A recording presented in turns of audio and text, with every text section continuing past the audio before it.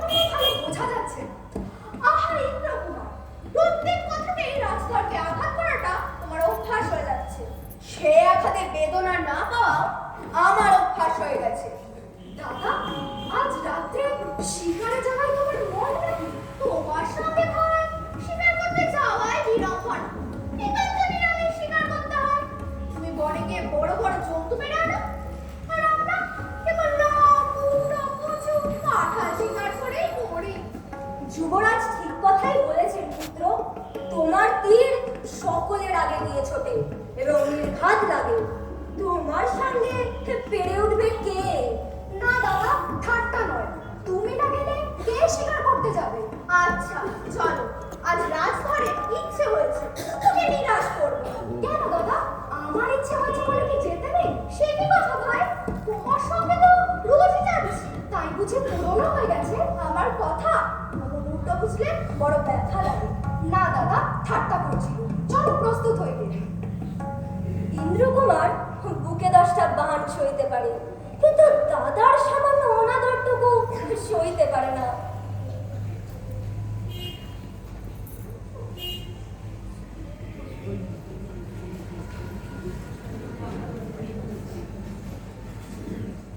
কথাটা তো ভালো ঠেকছে না। হ্যাঁ, আমাদের ছোট কুমারের ধনুর্বিদ্যার দৌড় সকলেরই জানা আছে। উনি মধ্যম কুমারের সঙ্গে অস্ত্র পরীক্ষায় এগোতে চান। এর মানে কি? কেউ বা তীর লক্ষ্যভেদ করে, কেউ বা বুদ্ধি দিয়ে। সেই তো ভয়ের কথা। অস্ত্র পরীক্ষায় অস্ত্র না চালিয়ে যদি বুদ্ধি চালাও, সেটা যে দুষ্টু বুদ্ধি। দেখো বংশী, অস্ত্রই চলুক আর বুদ্ধিই চলুক, মাঝখান থেকে তোমার ওই জিপটিকে চালিও না। আমার এই পরামর্শ, যদি টিকে থাকতে চাও তো চুপ করে থাকো। বনমালী ঠিক কথাই বলেছে। ওই ছোট কুমারের কথা উঠলে তুমি যা মুখে আসে তাই বলে ফেলো। রাজার ছেলে, কে ভালো কে মন্দ সে বিচারের ভার আমাদের উপর নেই। তবে কিনা আমাদের যুবরাজ বেঁচে থাকুন আর আমাদের মধ্যম কুমার ভাই লক্ষ্মণের মতো সর্বদা তার সঙ্গে সঙ্গে থেকে তাকে রক্ষা করুন। ভগবানের কাছে এই প্রার্থনা করো। ওই ছোট কুমারের কথা মুখে না নাই ভালো। ইচ্ছা করে তো আনলে আমাদের মধ্যম কুমার সরল মানুষ, মনে তার ভয় ডর নেই, পাকচক্রও নেই, সর্বদাই ভয় হয়। ওই যে যার নামটা নিচ্ছিলে, তিনি কখন তাকে কি ফাঁসাতে ফেলেন। চল চল, ওই আসছে। ওই যে সঙ্গে ওর মামাতো ভাই ধুরন্ধরটিও আসছে। শনির সঙ্গে মঙ্গল এসে জুটেছে।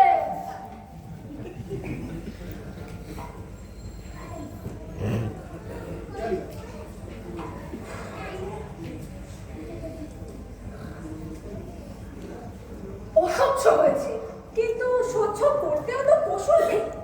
ইন্দ্রকুমারের সঙ্গে তো প্রায় জন্মাবধি এরকম চলছে, কিন্তু অসহ্য হয়েছে এমন লক্ষণ তো দেখি না। লক্ষণ দেখিয়ে লাভ হবে কি? যখন দেখাবো একেবারে কাজে দেখাবো। একটা সুযোগ এসেছে। এইবার অস্ত্র পরীক্ষায় আমি লক্ষ্য ভেদ করব। ইন্দ্রকুমারের পক্ষে নাকি? আর পক্ষে নয়, তার হৃদয়। এবার তার অস্ত্র পরীক্ষায় আমি জিতব। ইন্দ্রকুমারের অহংকারকে পিঠে এপড় ওপড় করব। অস্ত্র পরীক্ষায় ইন্দ্রকুমারকে জিতবে, এইটাকেই সুযোগ বলছো? সুযোগ কি তীরের মুখে থাকে? সুযোগ বুদ্ধির দোকানে। তোমাকে কিন্তু একটি কাজ করতে হবে। কাজ তো তোমার বরাবরই করে আসছে, ফল তো কিছুই পাইনি। ফল সবুরে পাওয়া যায়। কোন রকম ফন্ডিতে ইন্দ্রকুমার দাদার অস্ত্রশালায় ঢুকে তার তীরের প্রথম খপ্পি থেকে তার নাম লেখা তীরটি তুলে নিয়ে আমার নাম লেখা তীরটি বসিয়ে আসতে হবে। তার সঙ্গে আমার তীর বদল করতে হবে, ভাগ্যও বদল হবে। সবই যেন বুঝলো, কিন্তু আমার প্ল্যানটি সেদিকে যেন তার সঙ্গে বদল চলবে না। তোমার কোনো ভয় নেই, আমি আছি। তুমি তো বরাবরই আছো, কিন্তু ভয়ও আছে। সেই যখন ইন্দ্রকুমারের রূপর বাদ দেওয়া ধনুকটার উপরে তুমি লোভ করবে, শেষকালে যখন ধরা পড়লে ইন্দ্রকুমার ঘৃণা করে সেই ধনুকটা তোমাকে দান করল। কিন্তু আমার যে অপমানটা করলেন তা আমার জীবন গেলেও যাবে না। তখন তো ভাই তুমি ছিলে, রক্ষা যত করেছিলে সে আমার মনে আছে।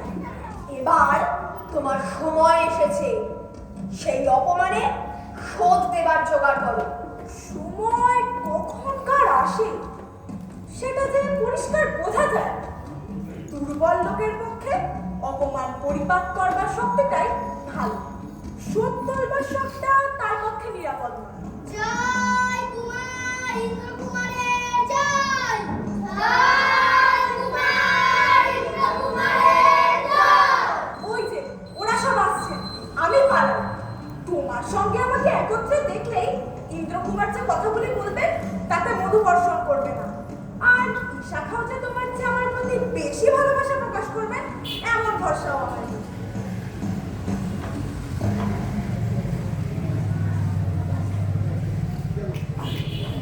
কি হে প্রতাপ, ব্যাপারখানা কি?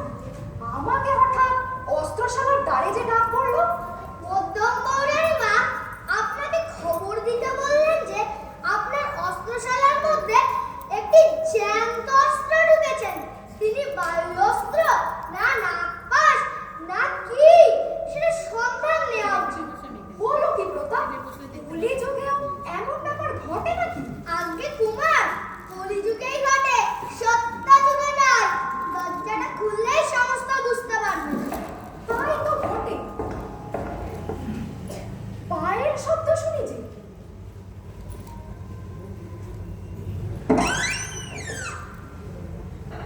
এ কি রাজ ধরছে? তোমাকে অস্ত্র বলে কেউ ভুল করেছিল নাকি? মেজ বৌরানী তামাশা করে আমার এখানে বন্ধ করে রেখেছিলেন। এ ঘরটা তো সহজ তামাশার ঘর না। এখানকার তামাশা যে ভয়ঙ্কর ধারালো তামাশা। এখানে তোমার আগমন হলো যে? আজ রাত্রে শিকারে যাব বলে অস্ত্র খুঁজতে গিয়ে দেখলো আমার অস্ত্রগুলোতে সমর্চে পড়ে রয়েছে। কালকে অস্ত্র পরীক্ষার জন্য সেগুলোকে সমস্ত সাফ করতে দিয়ে এসেছি। তাই পৌরাণির কাছে এসেছিল তোমার কিছু অস্ত্র ধার নেবার জন্য। তাই তিনি বুঝি সমস্ত অস্ত্রশালা শুদ্ধ হয়ে তোমাকে ধার দিয়ে বসে আছেন। তা বেরিয়ে এলে কেন? যাও ঢুকে পড়ো, ঝাড়ের মেয়াদ পড়েছে নাকি? হাসো হাসো, এ তামাশায় আমিও হাসবো, কিন্তু এখন নয়। চলুন দাদা, আজ আর শিকারে যাচ্ছি না। ছোট কুমারকে নিয়ে আপনাদের এ সমস্ত ঠাট্টা আমার ভালো বোধ হয় না। ঠাট্টা নিয়ে ভয় কিসে? তুমিও ঠাট্টা করুন না। ওর ঠাট্টা বড় সহজ হবে না।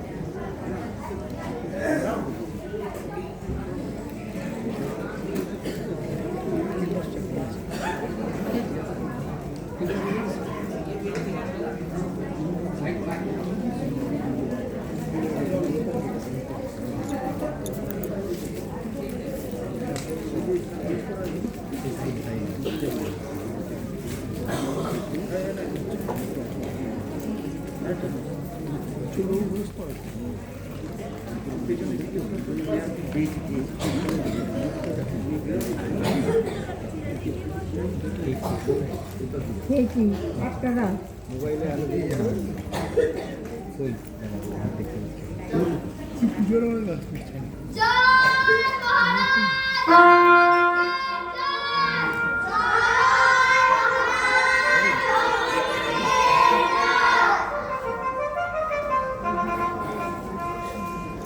দাদা, আজ তোমাকে জিততেই হবে, নইলে চলবে না। চলবে না তো কি? আমার দিনটা লক্ষ্যভ্রষ্ট হলেও জগৎ সংসার যেমন চলছিল ঠিক তেমনিই চলবে। যুবরাজ, সময় হয়েছে। ধনু গ্রহণ করো, মনোযোগ করো। দেখো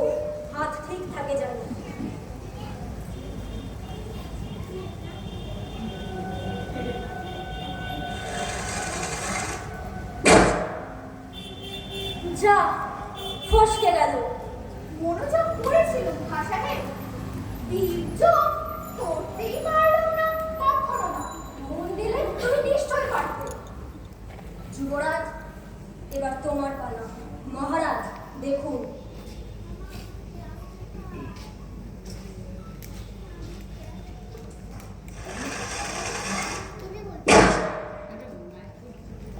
যা, তোমার তীরটা তোমার দাদার তীরেরই অনুসরণ করেছে, লক্ষ্যের দিকে লক্ষ্যও করেনি।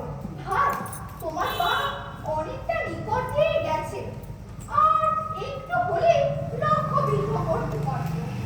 লক্ষ্যবিদ্ধ তো হয়েছে, দূর থেকে তোমরা স্পষ্ট দেখতে পাচ্ছ না। ওই যে লক্ষ্যবিদ্ধ হয়েছে। না ভাই, তোমার দৃষ্টি ভ্রম হচ্ছে, লক্ষ্য বিদ্ধ হয়নি। আমার ধনুর্বিদ্যার প্রতি তোমাদের বিশ্বাস নেই বলে তোমরা দেখেও দেখতে পাচ্ছ না। আচ্ছা, কাছে গেলেই প্রমাণ হবে। ইন্দ্রকুমার, এবার তোমার পালা।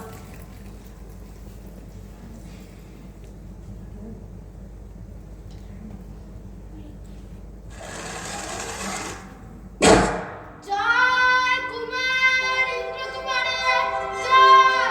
জয় কুমার ইন্দ্রকুমারের জয়! পুত্র, আল্লাহর কৃপায় তুমি দীর্ঘজীবী হও।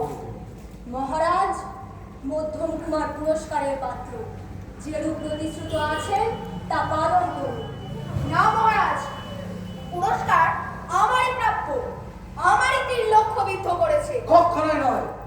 সেনাপতি সাহেব পরীক্ষা করে আসুন কার তীর লক্ষ্যে বিধে আছে। আচ্ছা, আমি দেখে আসি।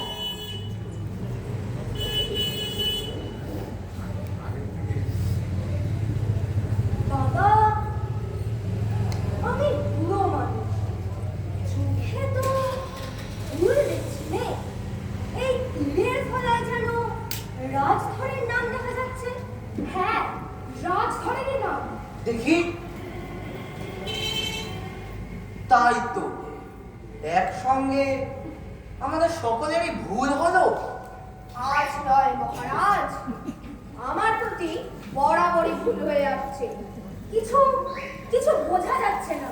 আমি বুঝেছি মহারাজ, আজ বিচার করুন। বিচার? তুমি বিচার চাও? তাহলে যে মুখে চুনকালি পড়বে, বংশের লজ্জা প্রকাশ করব না, অন্তর্জামী তোমার বিচার করবেন। বাবা, এর মধ্যে একটা রহস্য আছে। শিলা কখনো জলে ভাসে না, বানরে কখনো সঙ্গীত গায় না। আচ্ছা বাবা ইন্দ্রকুমার, ঠিক করে বলো তো, তুমি বদল হয়নি তো? কখনোই না, পরীক্ষা করে দেখুন। তাই তো দেখছি, মন তো ঠিকই আছে।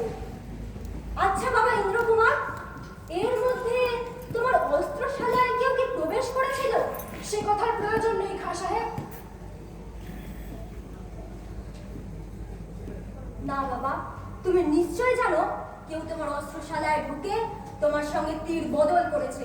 চুপ করো খাঁ সাহেব, ও কথা থাক। তাহলে তুমি হার মানছো? হ্যাঁ, আমি হার মানছি। সাবাস বাবা, সাবাস, তুমি রাজার ছেলে বটে। মহারাজ, কোথাও কিছু একটা অন্যায় হয়ে গেছে, যা প্রকাশ পাচ্ছে না। আর একবার পরীক্ষা না হলে ঠিক মতো মীমাংসা হবে না। সেনাপতি সাহেব, অন্যায় আর কিছু নয়, আমার চেতাই অন্যায় হয়েছে। কিন্তু তাই বলে আবার পরীক্ষার অপমান আমি সহ্য করতে পারবো না। আমার চেতা যদি অন্যায় হয়ে থাকে, তাহলে সে অন্যায়ের সহজ প্রতিকার আছে। আমি পুরস্কার চাইনি, ইন্দ্রকুমারকেই পুরস্কার দেওয়া হোক। সে কথা আমি বলতে পারি না।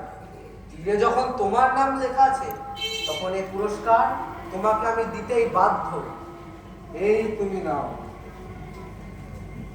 পুরস্কার আমি শিরোধার্য করে নিচ্ছি, কিন্তু আমার এই সৌভাগ্যে কারো মন যখন প্রসন্ন হচ্ছে না, তখন এই পুরস্কার আমি দাদা ইন্দ্রকুমারকে দিই।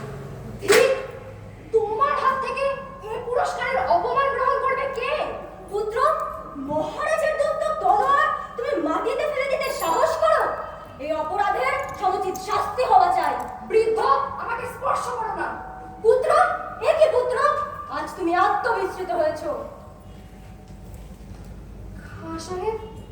আমাকে ক্ষমা করো। আজ যথার্থই আমি আত্মবিস্মৃত হয়েছি। আমাকে শাস্তি দাও। ক্ষান্ত হও ভাই, ঘরে ফিরে চলো। পিতা, অপরাধ মার্জনা করুন। আজ সকল রকমে আমার হার হয়েছে। মহারাজ, আমার একটি নিবেদন আছে। খেলার পরীক্ষা তো চুকেছে, এবার তবে কাজের পরীক্ষা করা হোক। দেখা যাবে তাতে আপনার কোন পুত্র পুরস্কার আনতে পারে। কোন কাজের কথা বলছো সেনাপতি?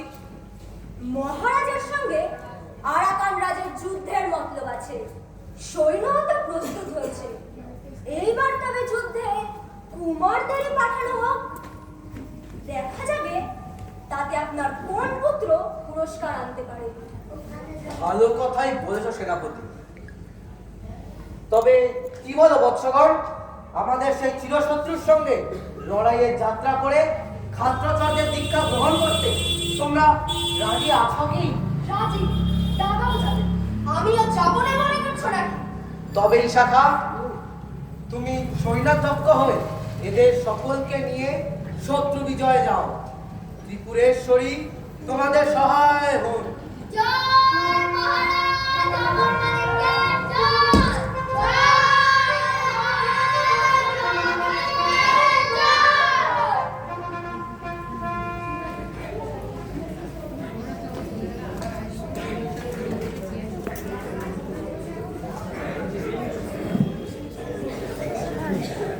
হ্যাঁ ভিডিওটা করে দেয় হ্যাঁ হালকা ধরে ভিডিও বল হ্যাঁ আরো বড় আছে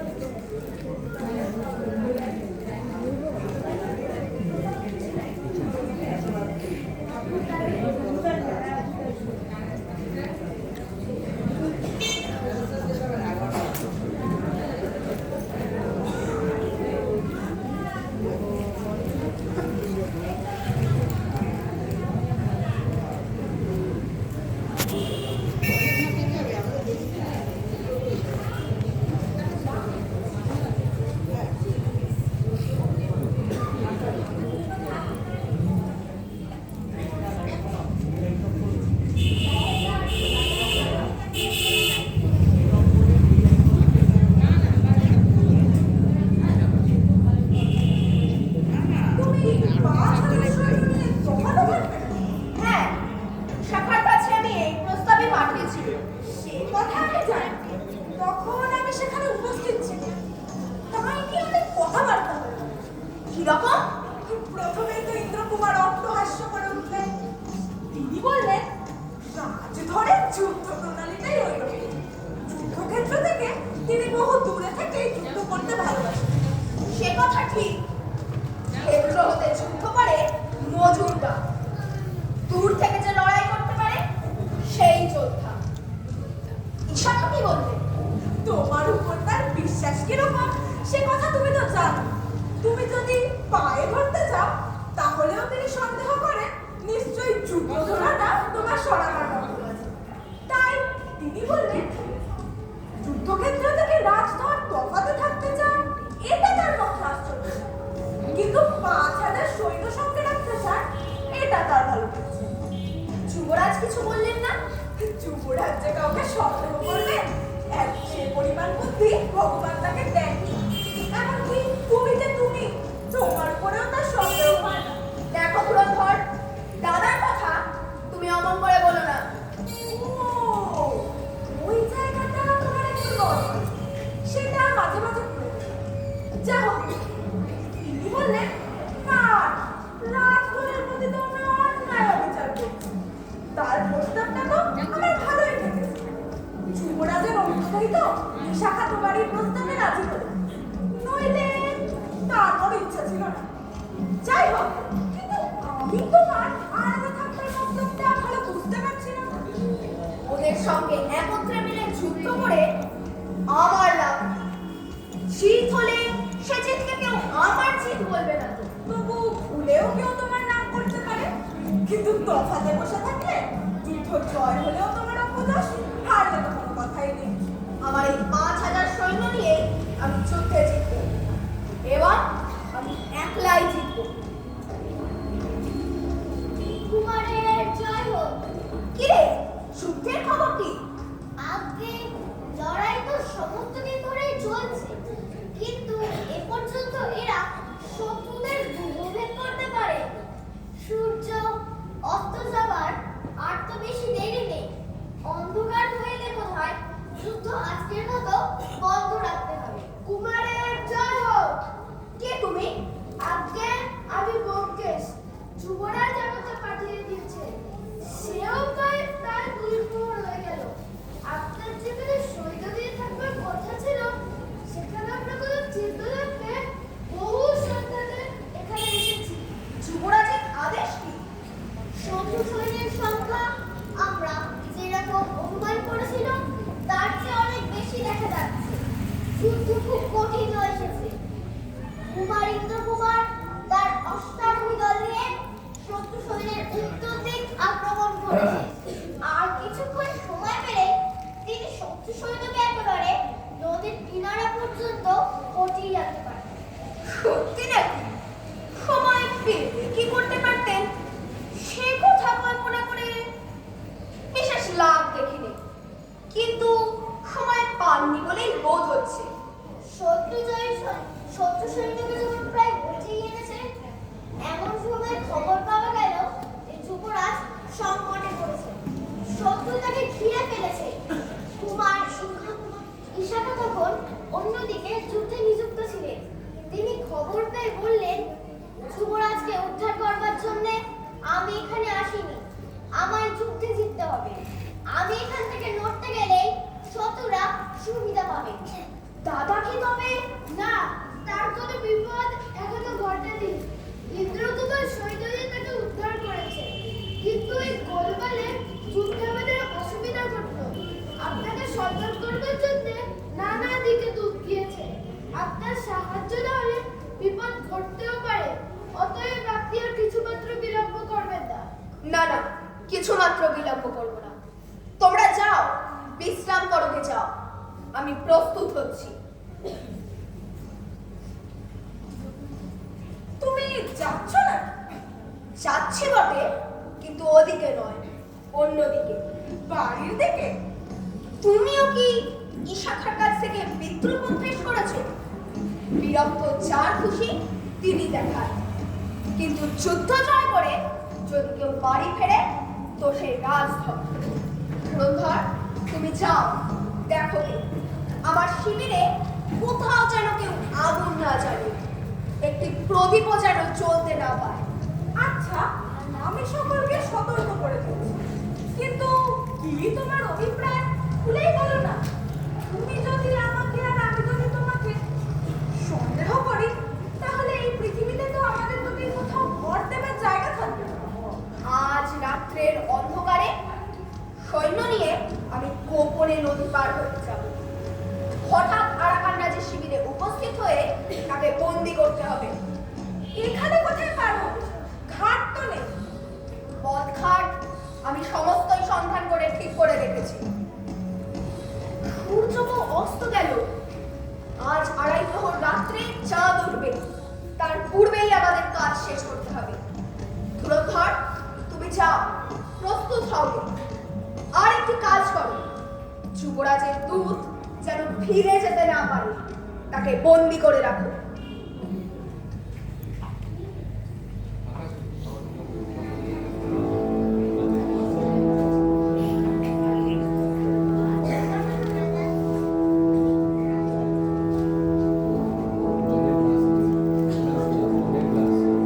জলের গ্লাস মাইকের উপর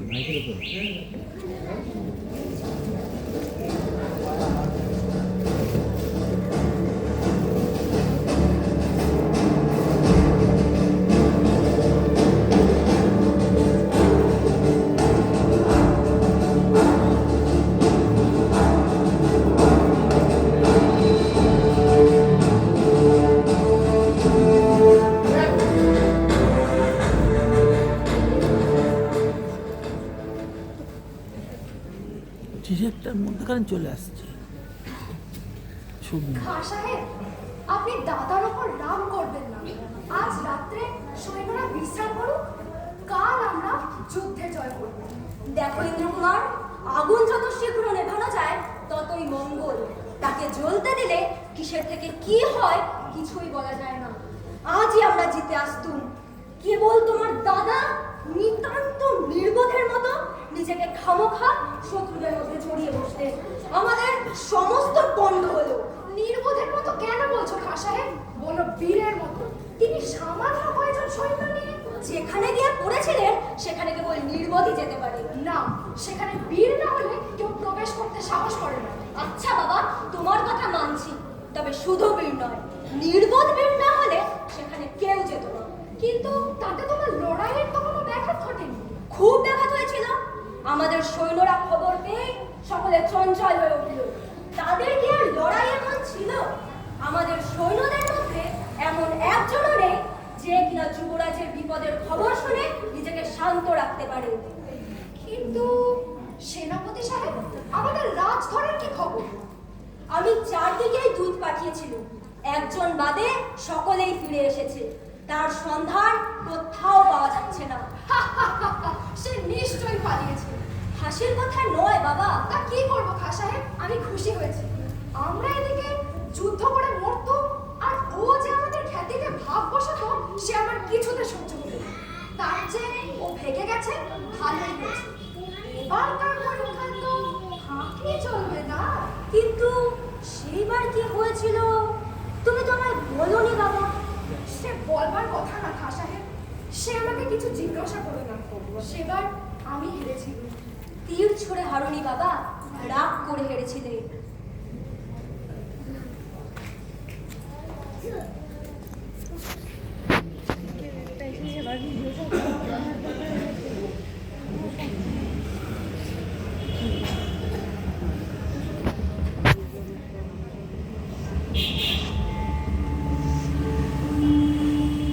দেখুন রাজকুমার, আমাকে বন্দি করে আপনাদের কোনো লাভ নেই। কেন লাভ নেই আরাকান রাজ? এই যুদ্ধের মধ্যে আপনাকে লাভ করাই তো সবচেয়ে বড় লাভ। তাতে যুদ্ধের অবসান হবে না। আমার ভাই হামচু রয়েছে, সৈন্যরা তাকেই রাজা করবে। যুদ্ধ যেমন চলছিল তেমনই চলবে। আপনাকে মুক্তি দেব, কিন্তু সেটা তো একেবারে বিনামূল্যে দেওয়া চলে না। সে আমি জানি, মূল্য দিতে হবে। আমি আপনার কাছে পরাজয় স্বীকার করে সন্ধিপত্র লিখে দিতে রাজি আছি। শুধু সন্ধিপত্র দিলে তো হবে না মহারাজ। আপনি যে আমার কাছে পরাজয় স্বীকার করলেন, তার কিছু নিদর্শন তো দেশে নিয়ে যেতে হবে। আপনাকে 500 ব্রহ্মদেশের ঘোড়া ও 3টি হাতি উপহার দেব। সে উপহারে আমার কাজ নেই। মহারাজের মাথার মুকুট আমাকে দিতে হবে। তার চেয়ে প্রাণ দেওয়া সহজ ছিল। প্রাণ দিলেও মুকুটটি তো বাঁচাতে পারতেন না। তবে মাছের থেকে প্রাণটাই বৃথা যাবে। তবে মুকুট নেই। কিন্তু এই মুকুটের সহিত আরাকান রাজের চিরস্থায়ী শত্রুতা আপনি ঘরে নিয়ে যাচ্ছেন। যতদিন না আবার এই মুকুট ফিরে পাচ্ছি, ততদিন আমার রাজবংশে শান্তি থাকবে না। এই তো রাজার মতো কথা। আমরাও তো শান্তি চাইনি মহারাজ। আমরা ক্ষত্রে আর একটি কর্তব্য বাকি আছে। শীঘ্র যুদ্ধ নিবারণ করে একটি আদেশপত্র আপনার সেনাপতির নিকট পাঠিয়ে দিতে হবে। ওপারে এতক্ষণ যুদ্ধের উদ্যোগ হচ্ছে। এখনই আমার আদেশ নিয়ে দুধ যাবে। তবে চলুন সন্ধিপত্র লেখার ব্যবস্থা করা যাক।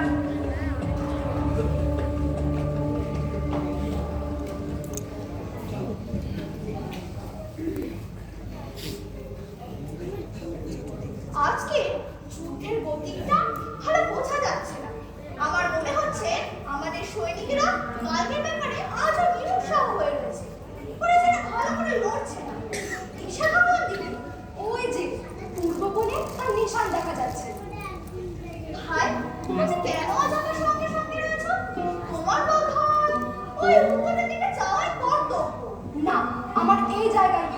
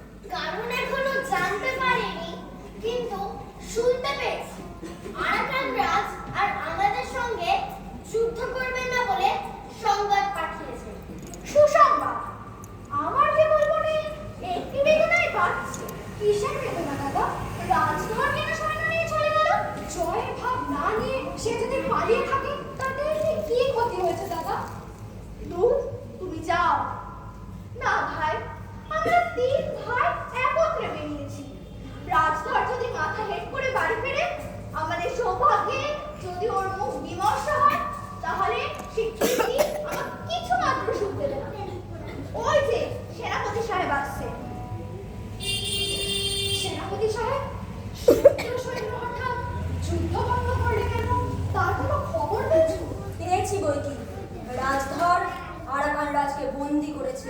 রাজধর মিথ্যে কথা। যা মিথ্যা হওয়া উচিত ছিল তাও মাঝে মাঝে সত্য হয়ে যায়। আমি দেখতে পাচ্ছি আল্লাহর দূতেরা মাঝে মাঝে ঘুমিয়ে পড়ে, তখন শয়তানেরা সমস্ত হিসাব উল্টা করে দেয়। শয়তানকে রাজধরকে জিতিয়ে দিতে পারে? একবার তো জিতিয়েছিল সেই অস্ত্র পরীক্ষার সময়, এইবারও সেই শয়তানই জিতিয়েছে। সেনাপতি সাহেব, তুমি রাজধরের উপর রাগ করো না। সে যদি জিতে থাকে তাতে তো আমাদের জিত। কখন সে যুদ্ধ করলো, কখনই বা বন্দি করলো, আমরা তো জানতে পারিনি। কাল সন্ধ্যের পরে আমরা যখন যুদ্ধের ক্ষান্ত দিয়ে শিবিরে ফিরে গেছি, তখন সে অন্ধকারে গোপনে নদী পার করে আরাকান রাজের শিবিরে আক্রমণ করে তাকে বন্দি করেছে। আমাদেরকে সাহায্য করবার জন্য তাকে যেখানে উপস্থিত থাকতে বলেছিল সে সেখানে ছিলই না। আমি সেনাপতি, সে আমার কথা মান্যই করেনি। অসহ্য। এজন্য তার শাস্তি হওয়া উচিত। শুধু তাই, যুবরাজ উপস্থিত থাকা সত্ত্বেও সে কিনা নিজের মতো সন্ধিপত্র রচনা করেছে। এর শাস্তি না হলে অন্যায় হবে। এই সহজ কথাটি তোমার দাদাকে একটু বুঝিয়ে দাও দেখি। রাজধর, তুমি কাপুরুষতা প্রকাশ করেছো। তোমার মতো যুদ্ধে ভঙ্গ দিয়ে পুরুষকার প্রকাশ করতে আমি এত দূরে আসিনি।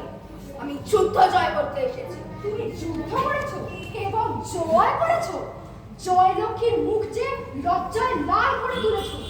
তা হতে পারে, সেটা প্রণয়ের লজ্জা, কিন্তু তিনি যে আমায় বরণ করেছেন তার সাক্ষী এই মুকুট কার? এ মুকুট আমার। এ আমার জয়ের ধন। যুদ্ধক্ষেত্র ছেড়ে পালিয়েছো তুমি। তুমি পুরস্কার পাবে কিসে? এ মুকুট যুবরাজ করবে। আমি জিতে এনেছি, আমিই করবো। রাজধর ঠিক কথাই বলেছে। ওর জয়ের ধন তো উনি করবেন।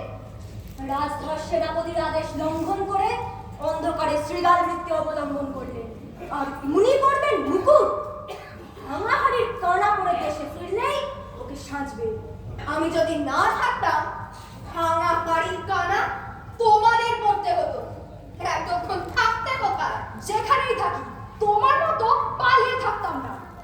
ইন্দ্রকুমার, তুমি অন্যায় বলছো ভাই।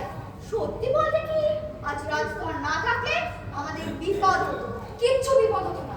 রাজধর সৈন্য লুকিয়ে রেখে আমাদের বিপদে ফেলবার চেষ্টা করেছিল। রাজধর না থাকলে এ মুকুট আমি যুদ্ধ করে আনতুম। রাজধর চুরি করে এনেছে।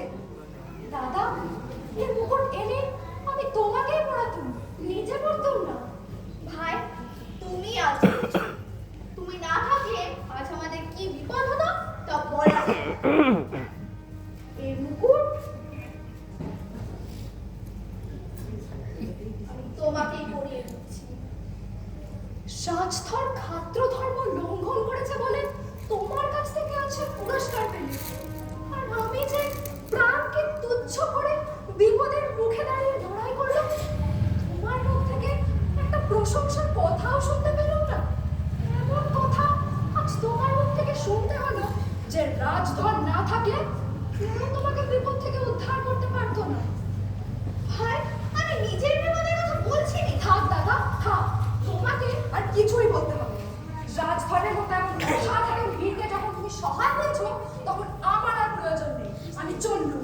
আবার ভাই, আবার তুমি আত্মবিস্মৃত হচ্ছ। যেখানে আমার প্রয়োজন নেই সেখানে আমার পক্ষে থাকাই অপমান। যুবরাজ, এ মুকুট কাউকে দেওয়ার অধিকার তোমার নেই। আমি সেনাপতি, আমি যাকে দেব এ মুকুট তারই হবে। সেনাপতি সাহেব, না, এই মুকুট আমি নিতে পারি না। তবে থাক, এ মুকুট কেউ পাবে না। এ কর্ণফুলীর জলে যান। রাজধর যুদ্ধের নিয়ম লঙ্ঘন করেছে, উনি শাস্তির যোগ্য। দাদা, তুমি সাক্ষী রইলে, এ আমি ভুলবো না। এটা কি সকলের চেয়ে মনে রাখবার কথা? মুকুটটাও যদি চলে গিয়ে থাকে তবে ও সমস্ত লাভ ছড়াও যাবে। তোমারও যা বলবার বলো, আমাদেরও যা বলবার ভুলে যায়। দেখি ইন্দ্রকুমার সত্যি রাগ করে চলে গেল কিনা।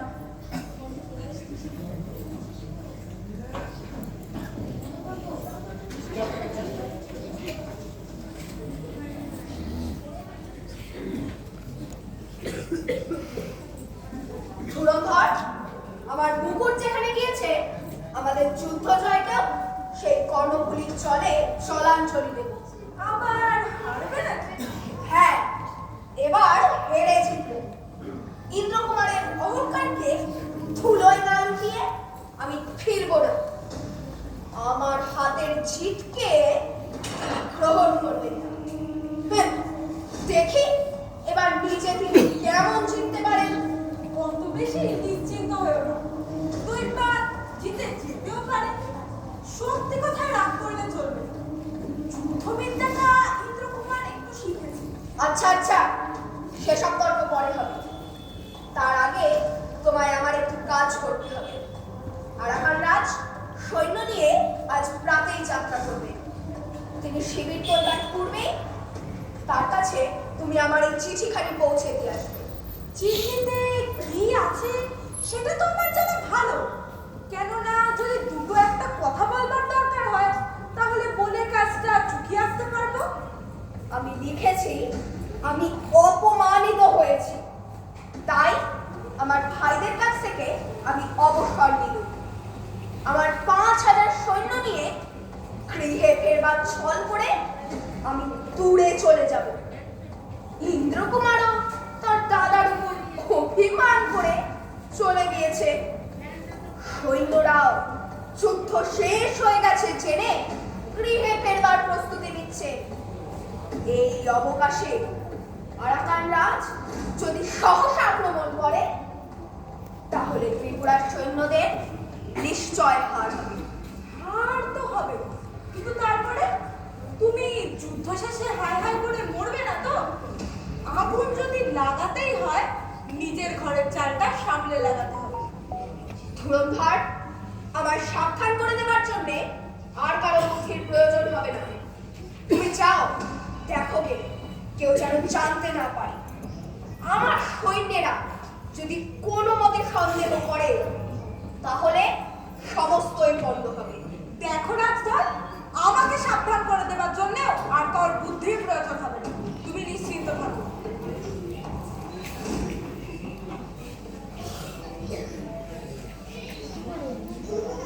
যুবরাজ, আল্লাহকে স্মরণ করো, আজ বড় শক্ত সময় এসেছে। শব্দটা কিসের ভাষা রে? ভগবানের যখন ইচ্ছা হয় তখন মরাও শব্দ না, বাঁচাও শব্দ না, সবই সহজ। মহারাজ তোমাদেরকে আমার হাতে দিয়ে নিশ্চিন্ত ছিলেন, সেই জন্যই মনে আক্ষেপ হচ্ছে। না হলে যুদ্ধক্ষেত্রে মৃত্যু তো বিবাহসজ্জার নিদ্রা মাত্র। যুবরাজ, তুমি পালাবার চেষ্টা করো, যুদ্ধের ভার আমার উপর রইল। তুমি আমাদের অস্ত্র, তোমার মুখে এই উপদেশ আসে। তাছাড়া উপায় বা কোথায়? আজ মরবার যেমন চমৎকার সুযোগ হয়েছে, পালাবার তেমন নয়। কিন্তু বাবা, মনের মধ্যে একটা আগুন জ্বলছে। ইন্দ্রকুমার যে অপমান করে আমাদের থেকে দূরে চলে গেল, তার এই অপরাধের শাস্তি দেবার জন্যে আমি হয়তো আর বেঁচে থাকবো না। যদি বেঁচে না থাকো সেনাপতি, তবে তার শাস্তি আরো ঢের বেশি হবে। সে যে তোমাদের পিতার মতো যায়। আল্লাহ, সে কথা সত্য। আজ বুঝতে পারছি বাবা, আমার হয়তো আর সময় হবে না। কিন্তু যদি তোমার সুযোগ হয় তবে তাকে বলো, ঈশা খাঁ যদি বেঁচে থাকতেন তবে তাকে শাস্তি দিত, কিন্তু মরবার আগে তাকে ক্ষমা করে মরেছে। ব্যাস, চললুম বাবা, আর সময় নেই। এসো একবার আলিঙ্গন করে যাই।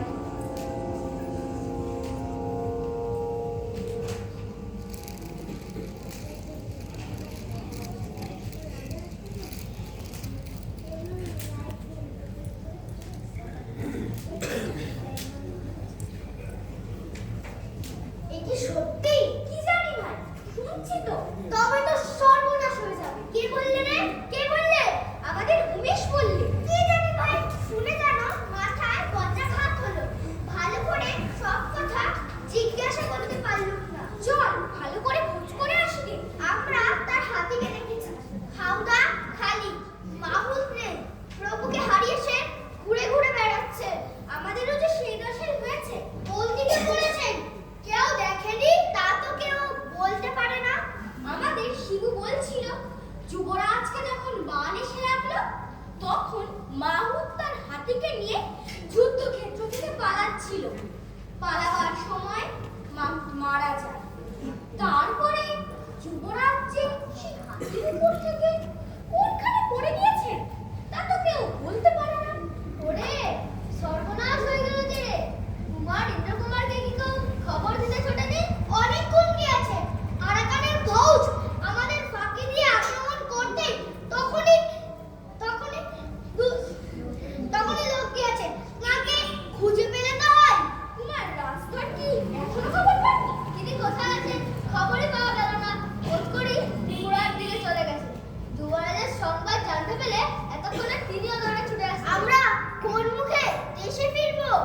ফিরবো কেন?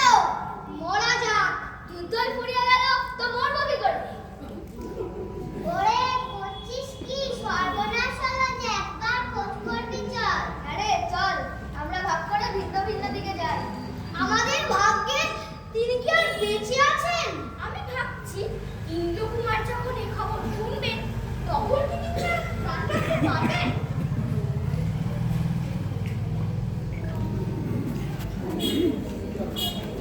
কোথায় কোথায় কোথায় ওরে দাদা কোথায়? তাকেই তো খুঁজছি প্রভু। আর ঈশাখা? আজ বেলা 4 প্রহরের সময় যুবরাজ সহস্তে ঈশাখার কবরে মাটি দিয়েছে।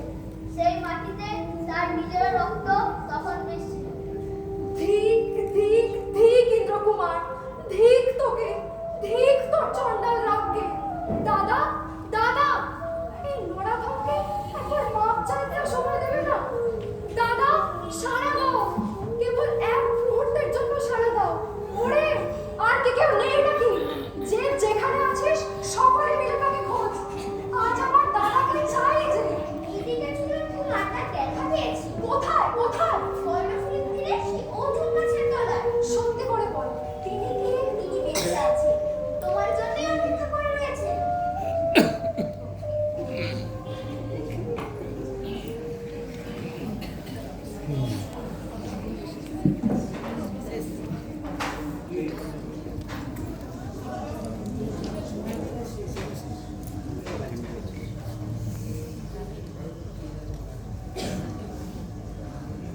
ওরে সরিয়ে দে রে, একটু সরিয়ে দে। গাছের ডালগুলোকে একটু সরিয়ে দে। আজ আকাশের চাঁদকে একটু দেখে নে। কেউ নেই, এ কি গাছেরই ছায়া? না, আমার চোখের উপরে ছায়া নেমে আসছে। এখনো তো কর্ণফুলীর স্রোতের শব্দ শুনতে পাচ্ছি। শব্দটিতেই কি পৃথিবীর শেষ বিদায় সম্ভাষণ শুনব? ইন্দ্রকুমার, ভাই ইন্দ্রকুমার, এখনো তোমার রাগ গেল না? দাদা দাদা, আহ বাঁচলু ভাই, তুমি হাসবে জেনে এত দেরি করে বেঁচেছিল। তুমি অভিমান করে গিয়েছিলে বলে আমি যেতে পারছিলাম না। কিন্তু ভাই, অনেক রাত হয়েছে, এবার তবে ঘুমোই। মা ঘুম পেতেছে। দাদা মার্জনা করলে কি? সমস্তই সমস্তই। এখানকার যা কিছু ছিল এই রক্ত দিয়ে সব কিছু মার্জনা করে গেল। শুধু একটি দুঃখই রইল, মহারাজের কাছে খবর পাঠাতে হবে আমার পরাজয় হয়েছে। পরাজয় তোমার হয়নি দাদা, আমারই পরাজয় হয়েছে। মায়ের রাজঘাট যুবরাজের পদবি নেবার জন্য প্রার্থনা জানিয়ে পাঠিয়েছে। কখনো না, কিছুতেই না। ডাকো ডাকো তাকে, ডাকো। দাদা রাজধরকে আবার ভাই, আবার না না না, আর নয়, আমার আর লাগবে। আমি নরাধম।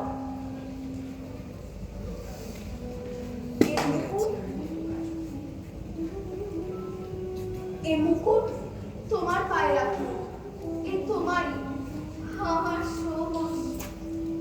ইন্দ্রকুমারকে দাও ভাই, দাদার আদেশ মাথায়